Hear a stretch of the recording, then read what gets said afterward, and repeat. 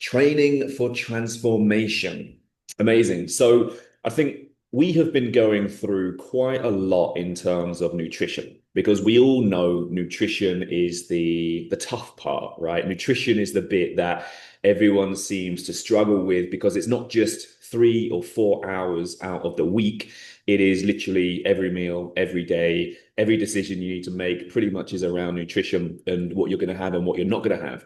So I think, that has been the most important stuff initially.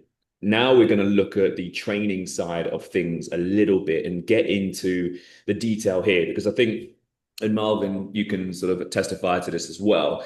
The consistency when it comes to training is, 70% plus, I would say, across everyone. So everyone is pretty familiar with getting their sessions in, getting those 3, 4 times, maybe 5 times a week in, doing that no problem.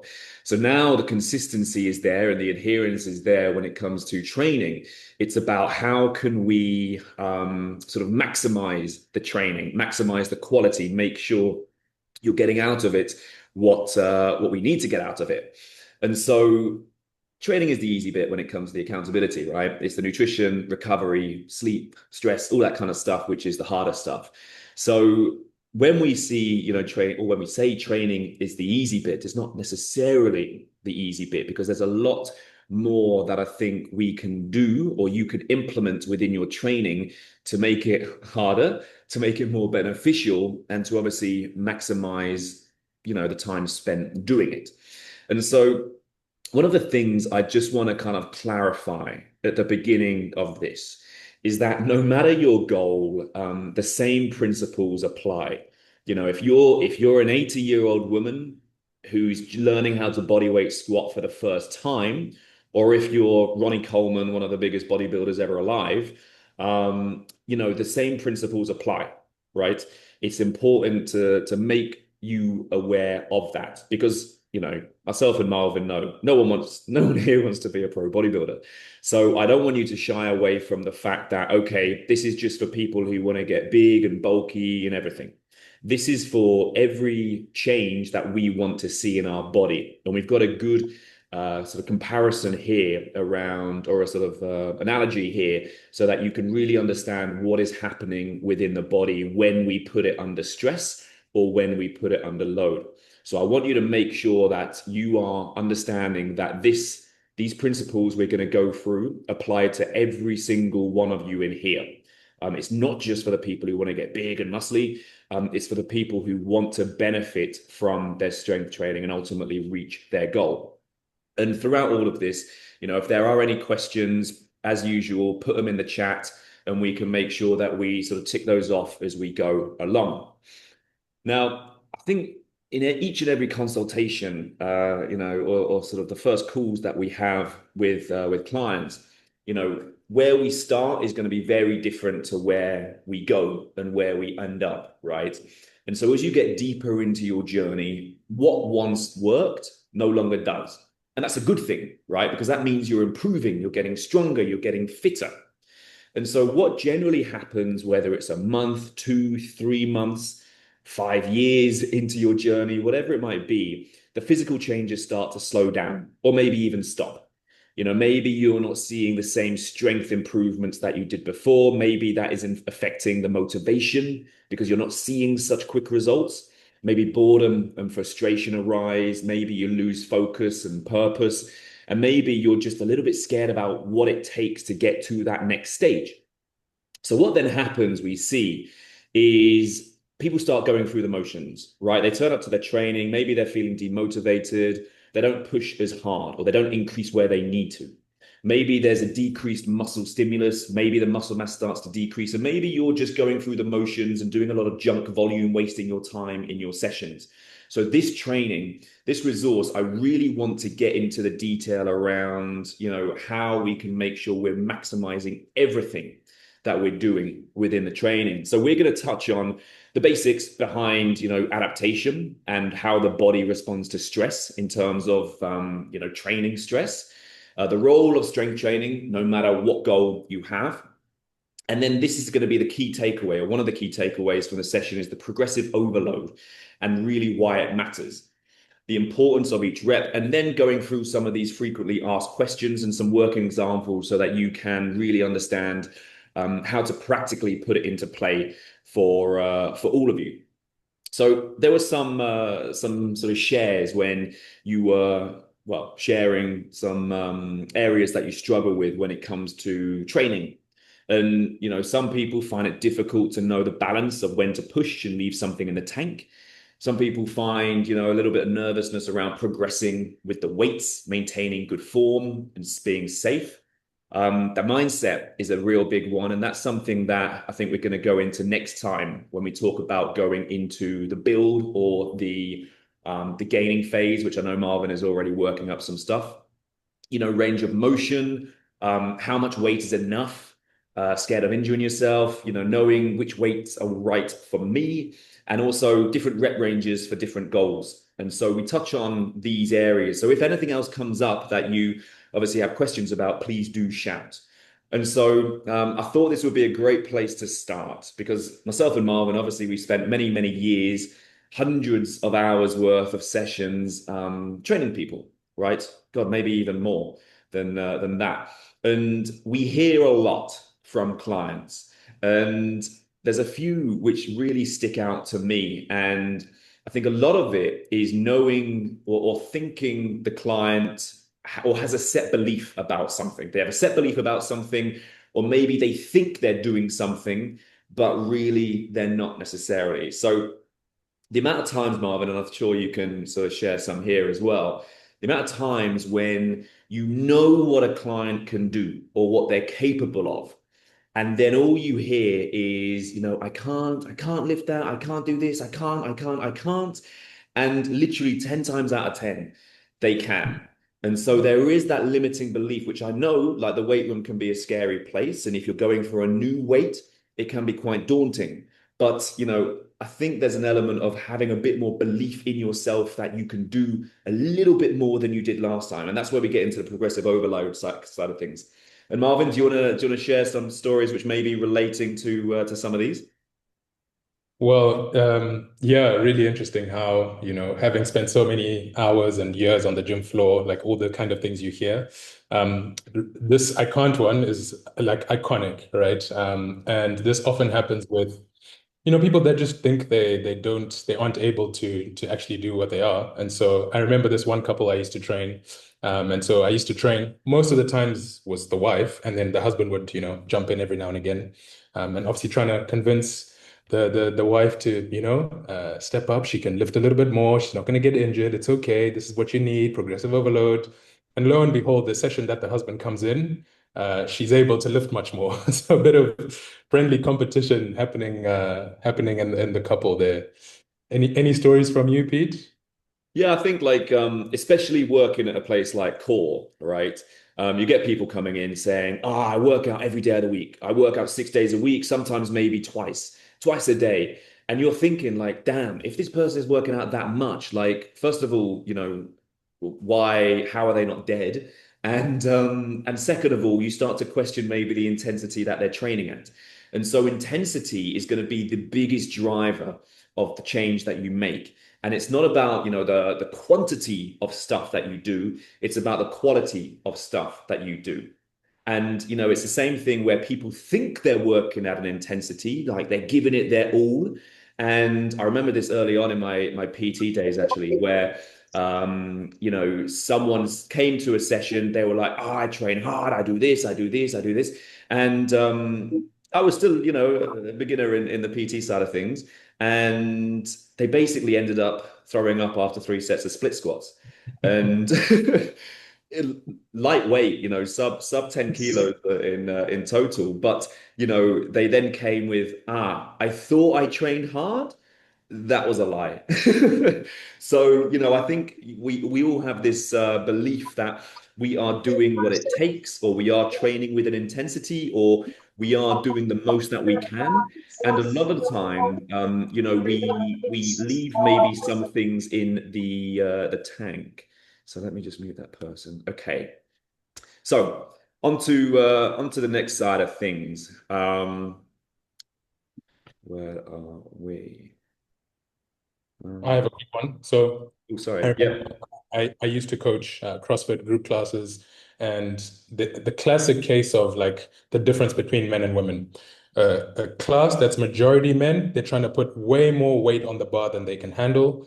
And the opposite is true of women, where they think, oh, I can't do this, I can't do that. And lo and behold, you encourage them, and people are surprised that they can deadlift and squat some pretty good numbers. And with amazing technique. Women are always much better when it comes to technique. I can bet you that. Absolutely. Even with the movement assessments that we do at the beginning of this, always women controlled, intentional, cautious, careful with their movement, which is great because then you can push them a little bit more, a little bit more. Men, if they're working through their reps like that with too heavy weight, it's, I think, a little bit of an ego hit if you say, okay, let's reduce the weight by 50 kilos and then go from there. So I think, it's better to be in on the female side of things, I think, because you secure the good technique and then you can build from there. And so to sort of go into really the basics of stress and adaptation, it's important to understand, what actually is happening in the body when you are going through your training, right? And so ultimately, training, the weight that you're carrying, the machine you're pushing, whatever it is a stimulus, right? That's all it is. It's a stimulus acting on the body, and it's going to stress the body in some sort of way. So after you have a training session, so after you have, the stress of the session, you're going to sort of deplete a little bit. You're going to have to recover, right? And so you're going to be tired, you're going to be fatigued, you may be exhausted. And so it takes a little bit of time for you to recover. And ultimately, what happens is your body will sort of super compensate. It will adapt to the stimulus that it's had. And so, what it will do is it will then adapt above and beyond the threshold or the baseline that it originally was at. Okay. And so now your capabilities are that much more because you're stronger. You've lifted you've dealt with a stress, your body has recovered, and now it's recovered to a greater degree so it can handle the stress that you're going to put onto it. Now, what happens is either you can go through that again and again and again, getting stronger, stronger, stronger, or bigger, bigger, bigger, whatever it might be. Or if you stop and there is no stress, you then return back to baseline. Okay, so you lose the gains, you lose the adaptation that you made because your body doesn't need it anymore. And so I want to talk about this in relation to tanning, right? So if we think about tanning, you expose yourself to the sun, right? You then recover. Your body builds a tan, which is an adaptation to the stimulus that is the sun, right? And now, if you don't go back in the sun, you're going to go back to your normal color, right? However, if you did repeat that and you went back into the sun, recovered, back into the sun, recovered, you're going to get a nice bronze tan, right? So the stimulus has to be sufficient in order to cause the adaptation. Now, if you are, for example, trying to tan in a 12-degree Celsius, London at the moment, your body's not going to change because the stimulus isn't strong enough. Now, if you step outside during midday in Jeddah, maybe you're hit with 34 degrees and there's no clouds in the sky, it's going to be sufficient as a stimulus to then cause your body to adapt and produce melanin, and you will then get tanned, right? You will get darker, your skin will get darker. So the same thing happens when you are strength training. It's essentially a stress you're putting on the body. So to go through this in just a little bit more detail, training, we go into this sort of recovery phase where you're resting, you're sleeping, you've got good amounts of protein, nutrition, and then you peak into this super compensation. You get stronger, you maybe build a little bit more muscle. And then you do the same thing again and you reach that higher point. And this is why here, progressive overload is super important. And we'll go through this in a little bit more detail. And also, it's a real kind of importance that nutrition and sleep play. Because if you're not recovering, then you can go on the decline. And this is where you can risk injury, overtraining, fatigue, exhaustion, all of this kind of stuff. So it's really important, yes, to train hard and to stress your body, but the recovery, the rest, the downtime, the protein, the calories are important to then build you back up stronger than where you were. So I think Marvin, you familiar with this story? Yeah, Milo, Greek Olympian, right? That's right. Um, yeah, really interesting how quickly before I get on that, I'm glad that Pete took the tanning bit because I clearly can't say much about tanning. I don't tan myself. I don't really need to. I've got enough melanin.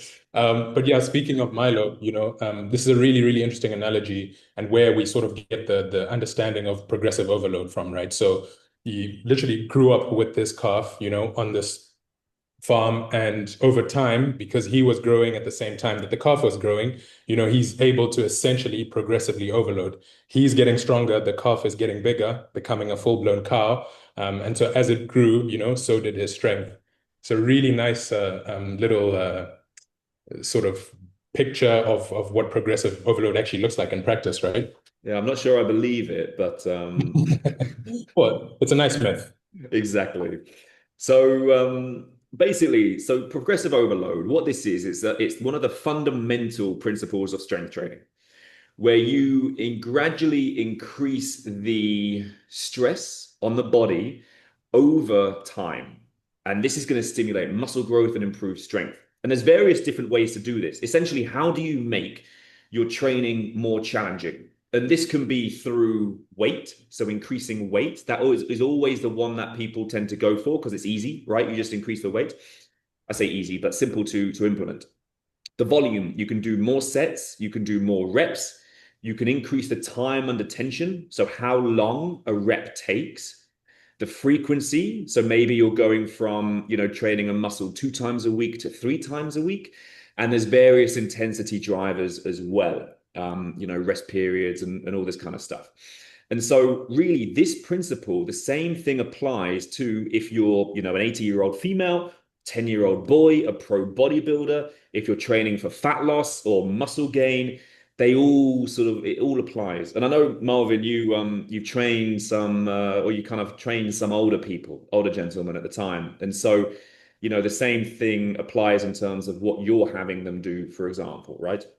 Exactly, right. The movement patterns are still the same. Like we all, our need for strength training is the same, but the degree of variance is sort of, like how you apply it is what's different, right? So, and even then, surprisingly, you'd think that someone who's much older wouldn't really be interested in wanting to lift heavy and challenge themselves, and lo and behold, they do, and their quality of life significantly improves. So it's really, it really does apply across the board.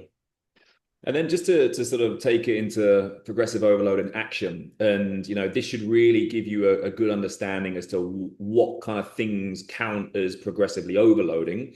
You can simply increase the reps you're doing. So if you're lifting 10 kilos for 3 sets of 10, going for 10 kilos for 3 sets of 12 is a good improvement, right? You're lifting more reps, you're taxing the muscle, stressing the muscle, the body in a different way. Manira, a good one for you. At home body weight workouts, right?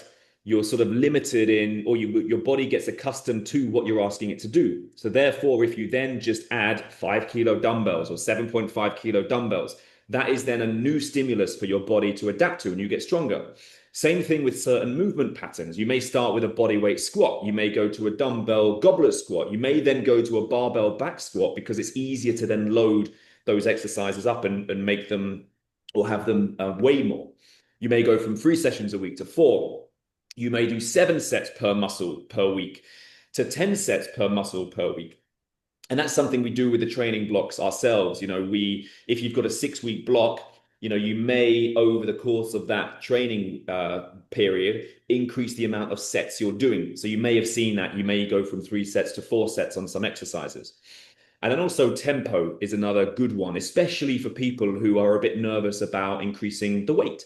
So if you have 20 kilos and you're lowering it for 2 seconds for 10 reps, if you then wanted to progress that exercise but were scared about the weight, you could do 20 kilos again for 4 seconds on the descent. And so you're increasing the time under tension, the more stress is coming through on the body. Now, strength training, as Marvin was saying, like everyone can benefit from it. And to be honest, in terms of increasing or improving quality of life, There is no better training modality when it comes to this. So when it comes to fat loss, it helps you retain and in some cases build muscle. So we've spoken about this before. Fat loss, if you are eating fewer calories, you're in a calorie deficit, your body's having to break down sort of fat tissue for energy, then the reason you strength train in a fat loss phase is to signal to your body that it needs this muscle. The muscle is being used, therefore don't get rid of it. Now, if you were to stop strength training when you were in a fat loss phase, as I'm sure sort of probably some of you have done, or you haven't been strength training, what you'll find is actually the muscle goes a lot more quickly because it's not being used and it's very energy demanding. So really important when it comes to fat loss phase is to, continue lifting with intensity and, moderate to heavy. Muscle building, obviously, the muscle hypertrophy and growth happens from your training. Health and longevity, so general strength, right? Being able to move, being able to do things. I know sort of people talk about picking up their bags when they go traveling and putting them on the conveyor belt themselves. Mobility, coordination, bone density. As we get older, our sort of bone strength, bone density decreases, and resistance training, strength training is something that builds it back up. Things like posture, insulin sensitivity as well, or increasing that. Mental well-being, confidence, discipline, mood, stress control.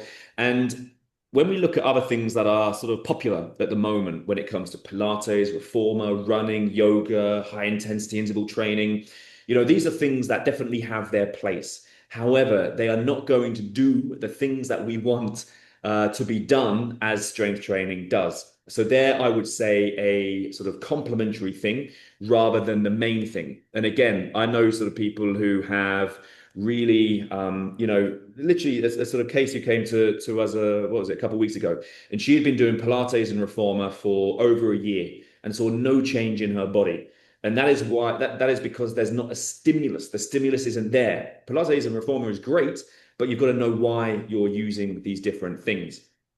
So Yeah, uh, over that to health you. and longevity one, Pete, is quite interesting because I don't know if we've spoken about this on one other group call where, one of the leading causes of death for people that are much older is actually breaking their hip and falling, and then they can't recover from that, because they're not strong enough to be able to then recover, or they weren't strong enough to be able to break the fall in the first place, right? And so it's really important to strength train as we get older. And muscle is also a very protective tissue, like the insulin sensitivity Pete mentioned is such a big deal, especially as we're getting older, whether you're a man or woman, we want our hormones to still be functioning as optimally as possible. And muscle really, really helps with that.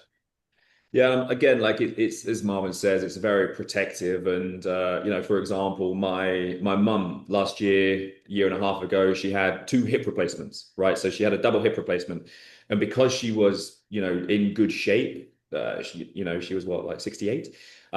She was able to get back to things much more quickly rather than other people who have similar operations and they are sort of debilitated, unfortunately. So it is, yes, of course, there's a vanity component to it, especially when starting younger. But the performance, the quality of life, I think, is something that really probably hits us a little bit too late. So starting now, making sure that strength training is a integrated part of our life, and it's something that we do irrespective of what's happening in life, whether it's reducing the expectations or the amount you're doing or increasing it, whatever it is, as is the natural ebbs and flow of life. But it's something that we should always include because the benefit is so, so, so significant. Now, not all reps are created equal. So the hard reps, the ones that we really, really struggle with, are the ones that sends the message that is the stimulus for us to change. So I sort of mentioned this a lot. We want to force our bodies to adapt under stress. And so, for example, if we have a target rep range of 10 to 12, as you'll all know, the first few reps are easy, right? They're comfortable, they're easy, it's chill. You can have a conversation, whatever it might be. Then when you get to sort of the mid, maybe 5, 6, 7, 8, 9, this is when the speed of the reps start to slow down and you're starting to like fucking, really grind and push for it a little bit more. Now, when we get to say rep 10, 11, 12, that is where like each rep is a bit more of a fight. Our jaw clenches, the body tenses, maybe the technique starts to fall. This is exactly where the magic happens. Maybe at this point you're cursing myself and Marvin. Maybe we want you to be there. We want you to be slagging us off in a way, because if you are just doing the easy reps, there's no stimulus. There's no reason your body has to change. And so there's no gains, there's no adaptation. Now, if you're going up to, moderate reps where you stop just as it gets hard, then again, it's a weak stimulus. And yes, you may get gains as a beginner, but long term, the gains are going to stop. You're not going to be seeing those improvements. Whereas if you're getting to those hard reps where you are fighting and you're forcing yourself to move the weight, that is a strong stimulus. That is like being outside in sort of Jeddah midday at this time of year at 36 degrees or something, right? That is going to do something. And so that is where we see those sustained gains. Now, onto sorry, my Canva is being very slow. I think onto the full range of motion being the most effective. Marvin, where is it at? I can't. Okay. Yeah, there we are. A couple of Do slides. you want to go through this? Yeah. So full range of motion is obviously the most effective, right? I'm sure you guys have walked into the gym and seen people doing these like half type reps and squatting, like doing these quarter type squats. And maybe I'm actually slagging off some people here, but when you first start, maybe this was you, right? I mean, Yeah, Marvin, I felt targeted there. I mean, I was the same when I first started, right? You walk into the gym, you're still getting the lay of the land, and maybe you're just doing these half reps. But over time, hopefully, the goal is to be able to do full range of motion. Why? Because it's the most effective, right? There's 3 different phases of each rep. So you have the descent going down, or the eccentric, right? You have the pause, which is the isometric, and then you have the ascent, which is the concentric coming up. And so if you are, doing your eccentric, but your eccentric only stops halfway, and then you're not getting all the way down, getting your pause up or isometric in the bottom, and then, being able to get out of the bottom of that rep in a bit of a struggle, then you're not recruiting all the muscular fibers that you want to recruit, right? You're selling yourself short, essentially. And so in the same way, Pete started this off with, we're going to the gym, we might as well make the most of it. The same thing goes for, each rep that you do, right? We're trying to push the intensity, but we're also trying to get full range of motion. It's super, super important that we do this. And I think there's a lot of individual differences here. So one person's full range may look different to another person's full range. And this is why we encourage you, where possible, to share videos of your training, right? Because we want to be able to see whether you can, push it a little bit more. Maybe, for example, in a squat, maybe separating your legs or widening your stance a little bit will help you get deeper into that movement. Because we want that full range, because when we stretch the muscle to its maximum or near maximum, that is where, the greatest degree of potential mechanical tension can come into play, which then signals to the body that we are needing more muscle, more strength, or whatever it might be. And to sort of go on to like the quarter reps or the half rep side of things, I want you to think about, a rep having an 100% effectiveness. That's where it starts. If you have the full descent, the full pause, and the full ascent. So what then reduces the effectiveness of each rep is these sorts of things, right? So if this is, the potential effectiveness of the descent, if you are rushing the descent or not getting full range, you're only benefiting from that portion of the rep a small amount. Same thing with the pause. If you're not pausing at the bottom of the movement or cutting the rep short, then again, you miss out on the potential that pause could give you. And if we are going into the ascent, so think about the contraction, right? So if you're in a squat, you're standing up. If you're swinging, if you're cheating, if you're shifting focus, whatever it might be there, then again, you're not maximizing the potential. So if you think about it, 10 reps performed with this 100% effectiveness is going to by far beat 10 reps performed with, these sorts of issues creeping in. And so that is why, we joked about it at the beginning when people sort of what were we saying? We kind of joked about at the beginning where people talked about the degree of the intensity that they work at, right? If they are limiting their potential effectiveness of each rep, then it's just junk, right? It's there's so much more potential and they're not maximizing the potential of that. And so it's like quantity versus quality. And so that is really, I guess, the take home point here.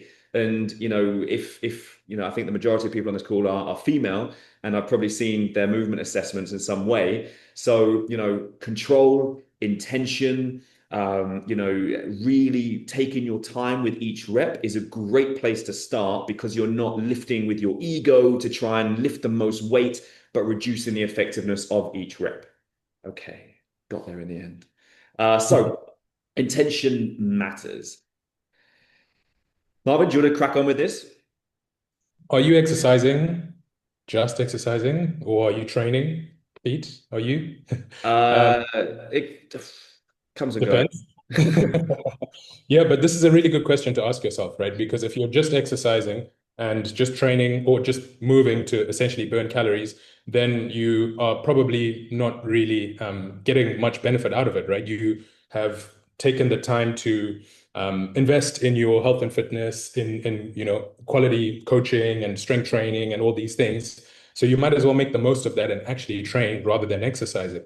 And so what does the difference look like, right? Exercising is a random and different workout every single session versus a structured training program where you're doing 6-week training blocks, repeated sessions. And the reason why we want to do this, for example, is so that we are able to then, get into progressive overload. Because if you're doing a different workout every single Monday, then how do you see whether you're progressing or not, right?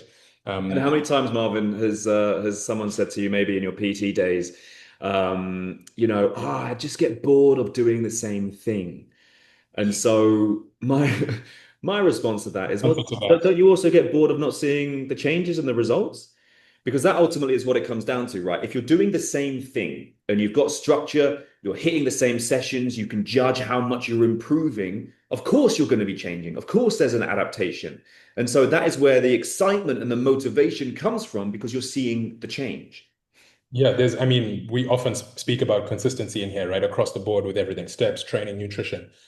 So this is where the consistency would come in as well, right? Like you can't expect to do something haphazardly and then still expect change. It's borderline. It's not realistic. Let me put it that way, to put it more kindly.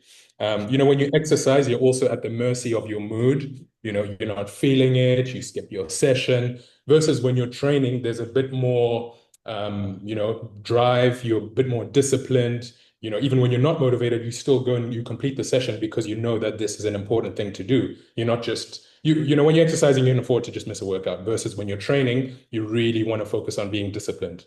Obviously we've spoken already about the progressive overload. If you're doing a different workout every time, how are you able to then see where you're progressing? You aren't.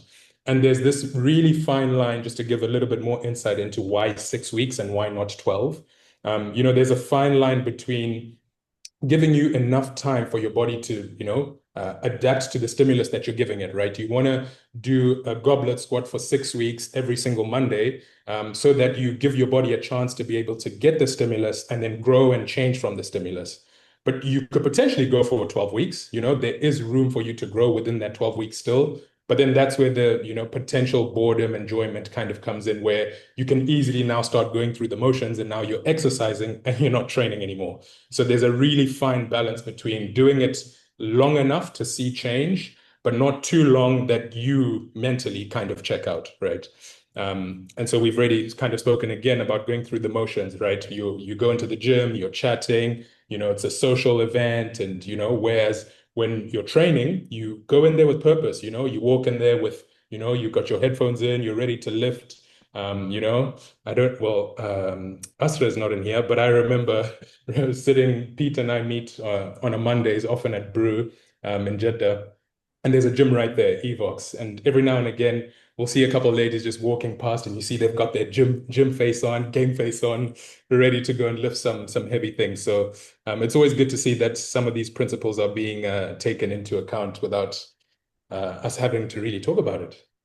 And then just on what Ragad has said within the chat, following the plan, not the mood, exactly, because we know mood fluctuates, and if we're at the mercy of mood, then consistency suffers, right? We just go when we feel like it.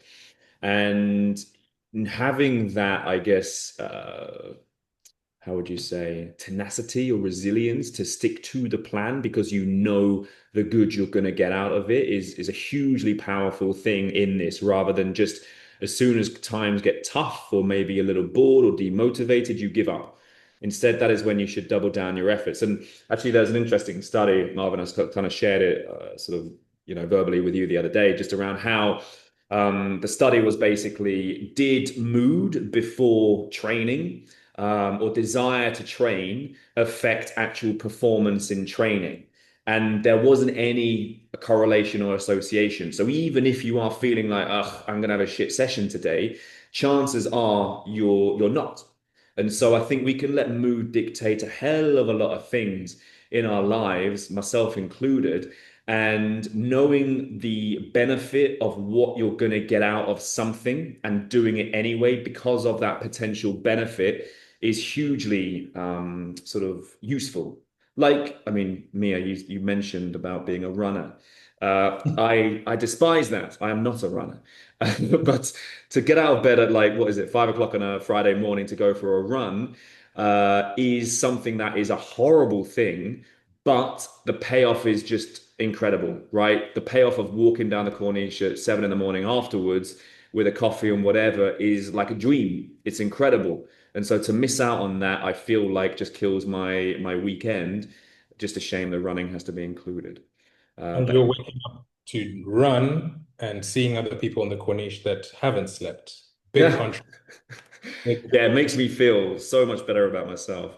So I know sort of Marvin, this is a big one for you, just around, doing the basics well consistently. Exactly. I mean, we go on and on about the basics, about the foundations, about, across the board with everything, right? In training, it's no different. The basics look like movement quality, being consistent, right, with that movement quality. And then the intensity comes in, and then we look at progressive overload. Then we can talk about exercise selection, rest periods, tempo, right? So as you can see, there's sort of like a pyramid.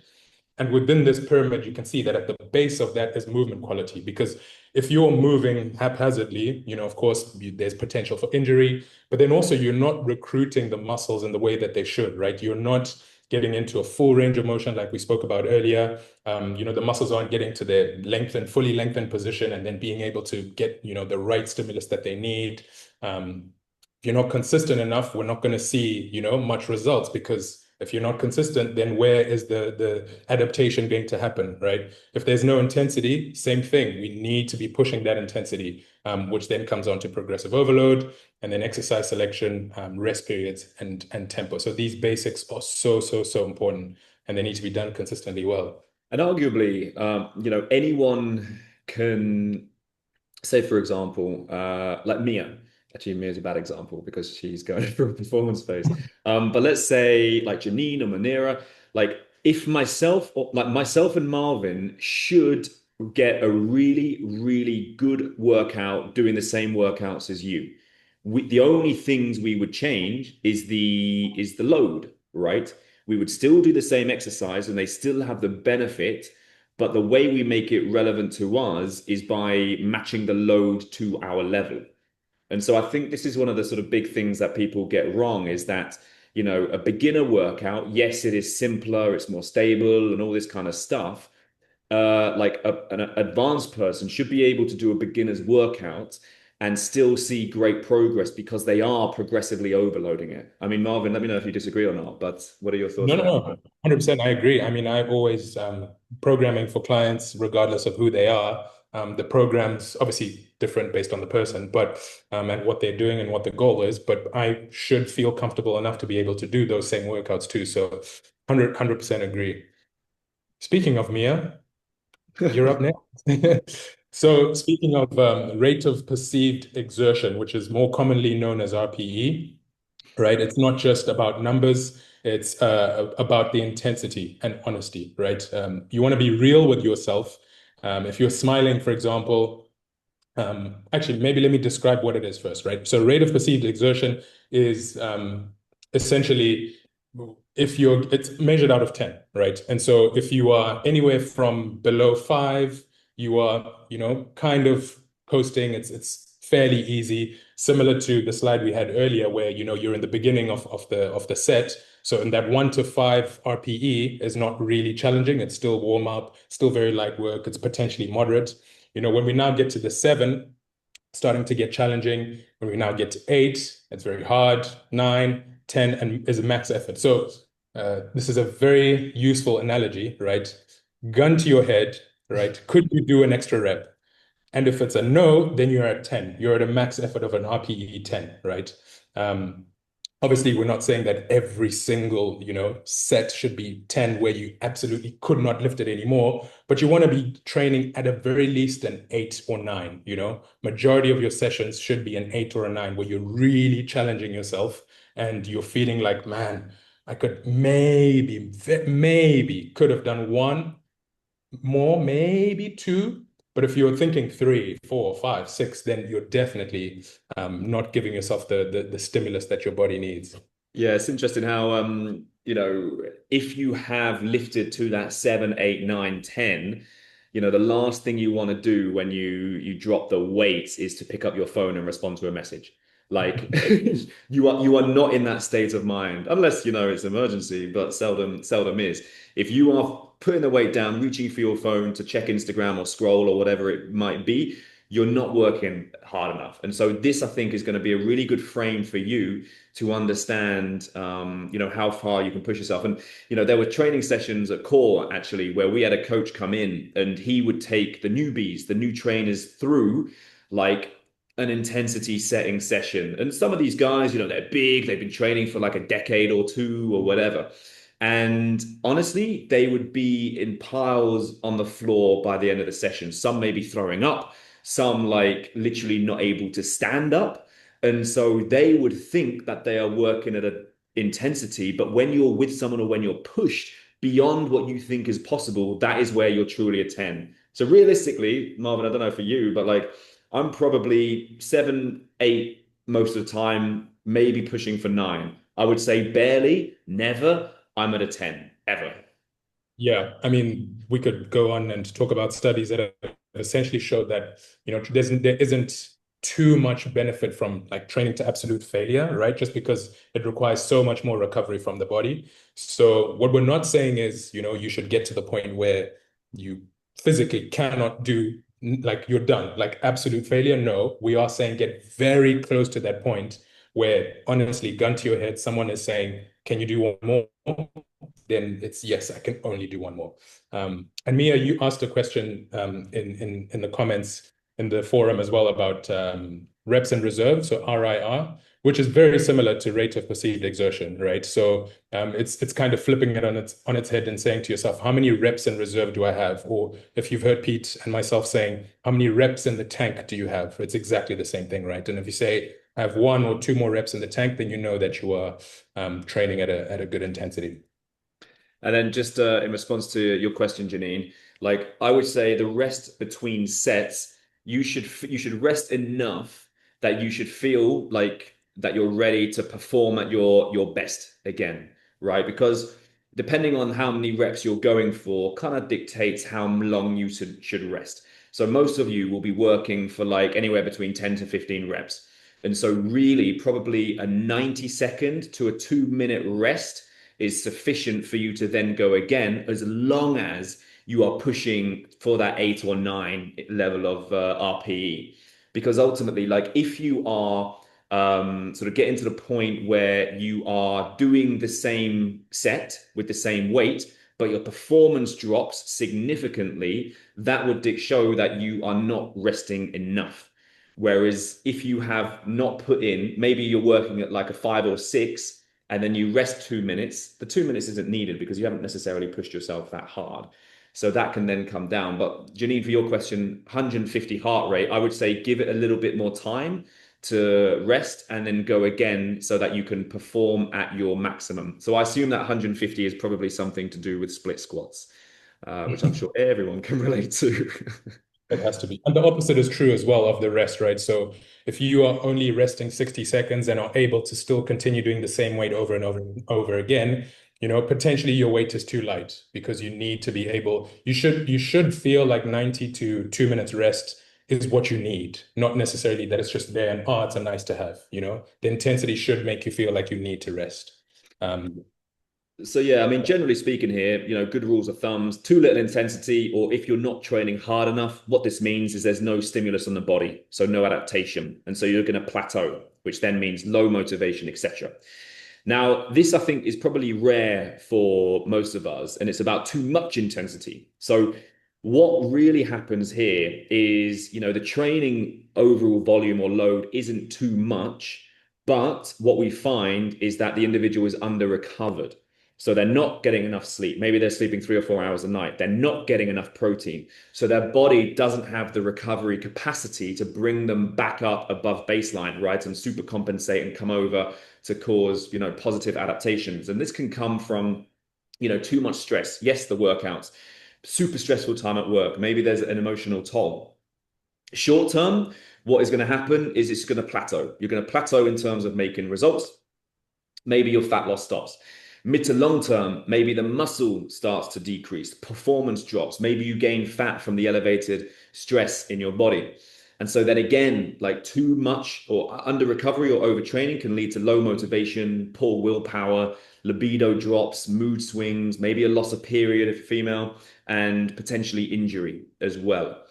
So putting this into practice, we've got some frequently asked questions here, which we'll sort of rattle through. And I think one of the biggest ones is what weight should I start with? And again, my Canva's being a bit slow. So what weight should I start with? So this is going to be a thing where you kind of just have to trial and error it.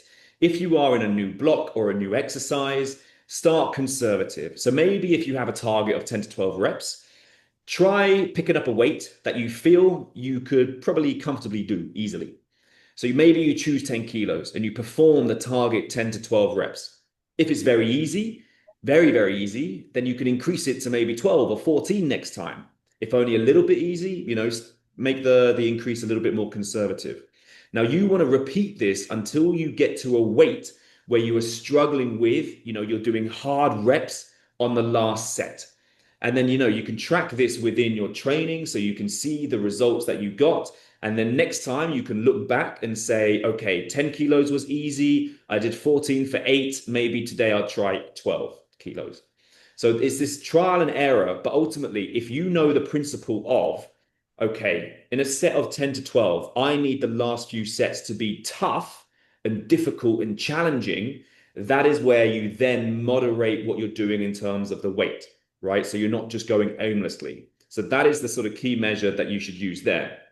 So how do I know if I'm lifting enough? So we've got the scenario where it's too light. So say if you are targeting a rep range of 10 to 12, if reps 1 to 10, piece of cake, easy, you're doing it whilst you're on the phone, maybe rep 11, maybe rep 12 is starting to slow down a little bit, but nothing strenuous at all. And you stop there. That is where if you could do rep 13, 14, 15, 16, etc., that is where it's too light. And so what I would say, if you are faced with this scenario, then use it as a warm-up set. So do not count it as a working set. Do it as a warm-up set. Maybe you then increase the weight again and give it another try. And maybe now rep 10, 11, 12 is getting like really challenging. So that's sort of one of the scenarios here. The second one is if you chose something too heavy. Now, it's not a problem at all. If you're warmed up, it's not a problem. But maybe rep 1 and 2, easy, 3, 4, starting to be challenging. 5, 6, 7 was, tough, really hard sets, hard reps, sorry. If you can't perform anymore and you stop at that point, I would say count this as a working set, right? Because you've reached your hard reps on this set. And so what I would do then next is reduce the weight a little bit on the next set so that then you can probably get 8, 9, 10, 11, 12, maybe. And Okay. if you're OCD like me, what you could also do is, let's say you picked 10 kgs and you're doing, a squat, for example, you get to 7 and it's like, oh, this is too heavy, I can't keep going. You drop the 10 and you could continue and do the other 3 with maybe a 5, just so you can get to 10 because you're a bit OCD. That's Well, you only got to 9. oh well, then drop again and get to 10. So, again, a question that comes up, like, how much should I train? I think when people are of the all or nothing mindset, they think they need to train 5, 6, 7 times a week. But in reality, it varies depending on obviously level and goals. But generally, for beginners, you will make progress doing sort of at least as 3 sessions a week. And you'll make progress with doing fewer sessions or fewer sets per muscle group because the stimulus is new, right? If you're going from not lifting anything for 5 years to now training 3 times a week, hitting muscle groups often a week, you will then have this new stimulus, a new stress on the body, and then your recovery or your body's going to recover in relation to the stress that you're putting on it. So what we do on our side, behind the scenes, when it comes to working up training programs, we look at where you're at, your ability, your schedule, obviously, and what you could manage consistently, and then split out the sets per muscle group or movement pattern over the course of the week. Now, if you are intermediate, what this means is that strength training isn't going to be a new stimulus for you. So maybe you've been working out for 3 months or 6 months or something like that. And what once worked for you is no longer going to work. And so this is where then you've got to implement those progressive overload principles. And so in one of these cases, it could be the amount of sets you're doing. So maybe you take it from 3 sessions a week to 4 sessions a week, or from 4 to 5. Maybe you start adding more sets across the course of the week. And then when we do this with you, generally we need to monitor signs of performance, stress, how you're sleeping, your nutrition becomes really important because now you're asking your body to do a lot more. And therefore, you need to step up in the areas that is going to help it recover. And then for advanced lifters, this is something that then is a build on intermediates, but there's been a lot more sort of recently around research around how many sets someone actually needs per muscle group or movement pattern over the course of the week. So I won't go into too much detail there, but generally it comes down to the idea that, more is not always better, right? And so just like we're talking about more sets or more volume or more weight, it's actually down to the quality of that particular thing, right? So it's always about quality over quantity. So we want good looking, effective reps or sets or workouts rather than just junk volume, junk reps, etc. And also, Pete, very interesting how you've sort of laid out beginner, intermediate, advanced. Those are very, very important things to note where, beginner is probably a year and a half, potentially 2. Intermediate, you're 2+. Advanced, we're looking at 4 or 5 years plus. And how those different things, different times or experience training, kind of you respond differently to that. And then maintenance as well versus like if you're trying to maintain muscle mass or you're trying to maintain whatever you sort of achieved versus if you're still trying to continue making progress, right? The volume is significantly less that's required. Okay, and then just to sort of Ragad's point around the split RDLs. Yeah, for me, I'm not sure what part you're talking about, but for me, it's my grip when it comes to split stance RDLs. Absolutely hate them, and so that's why I need wraps to help me ease up my forearms and my grips. But yeah, sort of we covered a bit around this already, and then let's go into should I stop if my form isn't perfect? What do you reckon, Marvin? No. No, I mean it's really interesting that that you can become overly focused on having perfect technique, right? And also something that's also really interesting is as long when you're a beginner and when you're intermediate, The room for error when it comes to form technique is significantly bigger just because you're not lifting as much, right? Obviously, when you become much more advanced, and if you're lifting significantly more weight, we're talking like squatting, close to 200 kgs, for example, then the margin for error is significant, and now you need to be even more pedantic when it comes to form. But just real quick, as a rule of thumb, your last rep should look like a fight, right? It shouldn't look ugly. It shouldn't look like if someone walked into the gym, they would, run away and be like, oh, this is what happens in here. If you can't keep your position under control, then you definitely want to stop the set. It should feel hard, very challenging, like we've spoken about with RPE, but it should still be controlled and you should still be able to finish strong. And you may also, when you get to that point, feel like your body shifting or other muscles trying to help, because ultimately your body is trying to complete the task, right? Moving weight from A to B.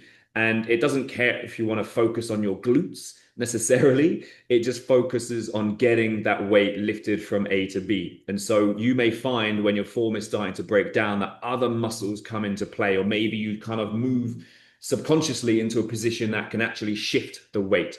So again, as Marvin said, don't stress if it's not picture perfect. That actually is probably, a good thing that your technique is starting to break down a little bit, because it shows that you are really hitting that hard rep muscular failure point. So to warm-up sets, just to cover this off quickly, like warm-up sets, ultimately they're to prepare the body and to prepare the mind for heavier lifting. They're lighter weight, generally higher reps. They can be super slow, full range of motion, and low intensity or building intensity as you go through. So I've given some examples here around how many warm-up sets I should take. And generally, if you are doing the first exercise in a session, then you'll probably take a little bit more time with this. Equally, you may take a little bit more time with this if you are doing a new exercise. So if, for example, we did 20 kilos for 10 reps with ease, warm-up set. Maybe we then go to 25 kilos for 8 reps. We stop there because it's easy. We call that a warm-up set. Maybe then you want to have one more set to test the water a little bit, and you do 30 kilos for 6 reps comfortably. Let's call it a warm-up set. Then you are like, okay, 35 is going to be my first working set. Let's give it a go. And you manage 12 reps, but probably could have got another 1 or 2 if you had pushed it. I would call that your first working set. And then I would look at increasing that weight on the following set. And that'll be your second working set. And then either you can stick on that same weight, or maybe even increase it a little bit more if you are sort of feeling adventurous. So that's a bit of an idea. If you are starting a new block, there's new exercises in different orders, etc. Now, if you are doing an exercise regularly and you know what weight you want to start at, right? And last time you got 40 kilos for 3 sets of 12. You would then try an approach of, okay, I'll start with 20 kilos for 10 reps with ease, warm-up set. Maybe I'll increase it more quickly now to 30 for 8 comfortably, warm-up set. And then maybe you're like, okay, boom, I'm ready. 40 kilos, come at me. First working set. Maybe you increase it again. Maybe you don't. So hopefully that gives you an idea of how you can gradually build up rather than starting too high too soon. And I think, ways like this is quite comfortable, or it's quite confidence building when you are looking at starting to increase the weight a little bit more for your working sets. So there's a peace of mind that comes with knowing that you've warmed up effectively, you're ready to take on the first set, second, and the third. Should you be sore? Marvin, do you want to go for this one? Not necessarily. We used to think, right, earlier on that soreness is like the indicator of, training well. You felt like if you weren't sore the following day, did I really work out? And yet it's actually been shown to be a poor indicator of a good workout and is not required for progress at all, right? It can happen, especially if you're still starting, it's a new block of training, it's a new movement, perhaps it's a new rep range, you're unfamiliar with the movement. So you are likely to get sore, and it's perfectly normal. But if you're always sore, if after every single workout, 2 weeks and 3 weeks into your training block, you're still feeling sore. And when we say sore, we're like, maybe there's a little bit of like oh yeah, I did something, but not like debilitating sore, then something is going on with your recovery, right? It's basically a signal that you're under recovered, and that means poor nutrition, poor sleep, or maybe you're actually just doing too much. Your body can't handle the amount of training that you're doing at this current point because you're probably too stressed, whether it's work, whether it's responsibilities. So it's really important for you to understand that soreness is not an indicator for a good workout. Pete, you used to think this too, right? When you were younger, you have Of to be sore. course, of course. And there was a nice satisfaction around rolling around in bed with all your muscles aching, but you would then be faced with some stairs after, your training session, or maybe even the toilet, and you could barely sit down. The dread So, toilet, so dreaded yeah, I toilet. mean, for me, like it comes down to any novel stimulus, anything new that your body does is going to create soreness. So for me, sorry, can you hear the drilling in the background? No, no, you're good. Of course, it's 8 o'clock and someone's doing some home repair. Fantastic. So where was I? Train of thought. So yes, so I went rock climbing the first time like 3 months ago, and oh my God, like I train 5, 6 times a week. Rock climbing absolutely fucked me. I swear, my grip, my back, my biceps, everything. And it's not because like I'm weak, slash I hope not, but it's down to the fact that it's a new demand on your body. It's the same thing if you go running or sprinting or whatever, Pilates, reformer.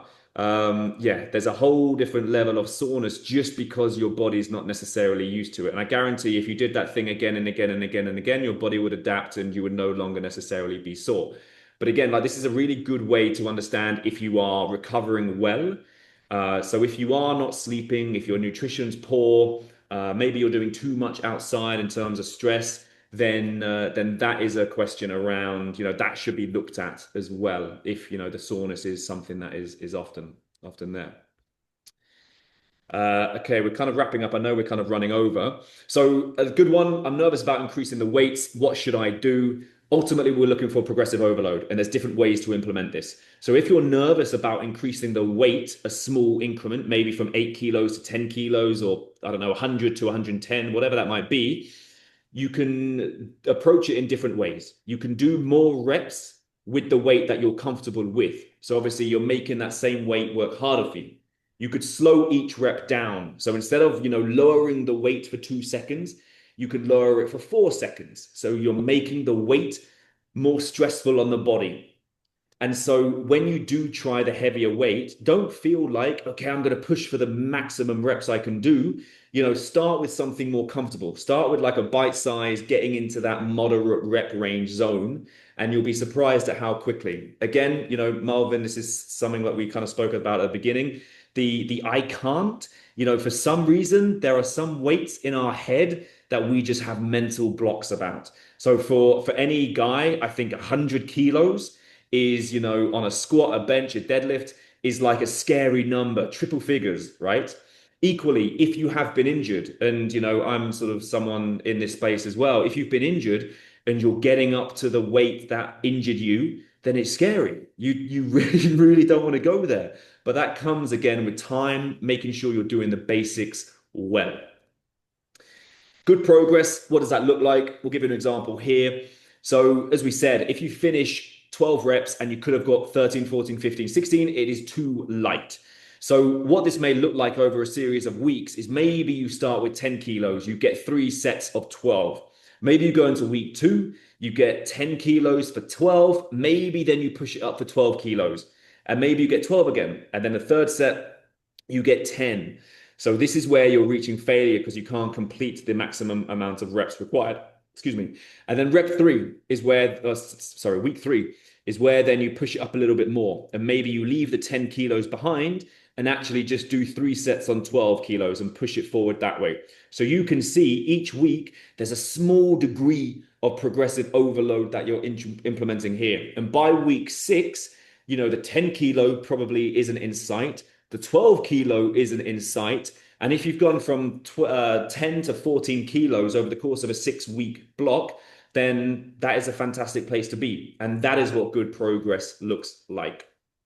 And remember, Now, Pete, earlier you shared about, the different things when it comes to progressive overload, time under tension, sets, reps, that type of stuff, right? You can't expect to be lifting more weights or more reps every single session. I've been training for what, 15 odd years. I should be squatting 1,000 kgs by now, but why aren't you you? Why aren't you, Miles? I'm not. Miles is to blame, yeah? He interrupted your training. Exactly. So, progressive overload looks different over the course of your training career.